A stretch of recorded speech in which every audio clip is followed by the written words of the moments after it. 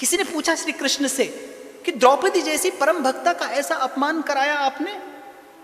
श्री कृष्ण ने कहा, मैंने द्रौपदी का अपमान नहीं कराया।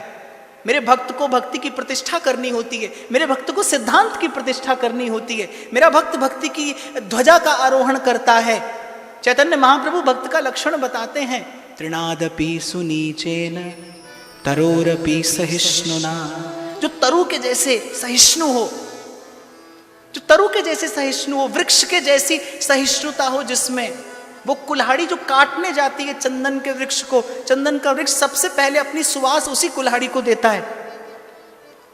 चंदन की सुगंध से भरपूर हो जाती है वो कुल्हाड़ी, वो खड्ग जो काटने गई है उसे। तरोरपि सहिष्णुना, चैतन्य महाप्रभु भक्त का लक्षण बताते हैं। और घटा, संसार ने देखा, जिस गांधारी के पुत्र ने आंचल खींचकर मैला किया था द्रौपदी का, और जब द्रौपदी श्राप देने लगी, पीड़ा से भरी थी, और जब श्राप देने लगी द्रौपदी, तो गांधारी ने कहा बेटी रुक जा, और द्रौपदी रुक जाती है। गांधारी ने कहा बेटी श्राप मत देना, द्रौपदी श्राप नहीं देती। एक क्षण में माता सन्मुख खड़ी है, वृद्धा सन्मुख खड़ी है, ये पूज्या है, ये वंदनीय है, ये गुरु स्वरूपा है, ये मुझे कहती है बेटी श्राप मत देना। बहुत ध्यान से सुनना, इस घटना में बड़ा अद्भुत सूत्र छिपा है। द्रौपदी से कहती है बेटी श्राप मत देना, और द्रौपदी मान लेती है बात, क्योंकि माँ ने कहा है, और माँ पूजनीय है, माँ गुरु स्वरूपा है, जननी के जैसा उपकार करने वाला कोई दूसरा नहीं है। माँ कहती है बेटी श्राप मत देना, और द्रौपदी रुक जाती है। विचार करिए क्या स्थिति होगी उस समय द्रौपदी के चित्त की। अपार पीड़ा से भरा हुआ मन, वो पीड़ा श्राप के माध्यम से बाहर बह जाना चाहती है। जब कभी आप क्रोध कर देते हैं किसी पर, तो कुछ देर के बाद आप शांत हो जाते हैं, आपने कह दिया, वो पीड़ा बाहर जाना चाहती है।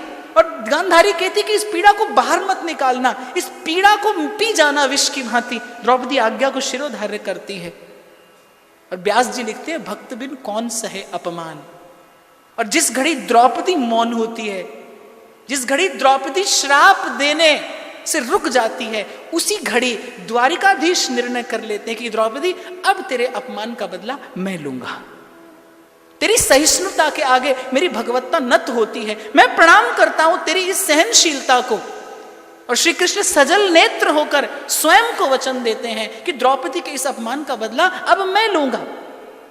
और लिया, महाविध्वंस हुआ, युग परिवर्तन हुआ। मूल में क्या था? भक्त का अपमान। अपना मान टले टल जाए, भक्त का मानना टलते देखा, प्रबल प्रेम। इसीलिए मेरे महादेव कहते हैं, उमा राम स्वभाव जिन जाना, ताहि तजत तिहि भाव न आमा। श्री कृष्ण ने उत्तर दिया कि द्रौपदी के माध्यम से मैंने बताया है संसार को कि मेरा भक्त कितना सहिष्णु होता है, मेरा भक्त कितना सहनशील होता है, कितना सहिष्णु हो सकता है।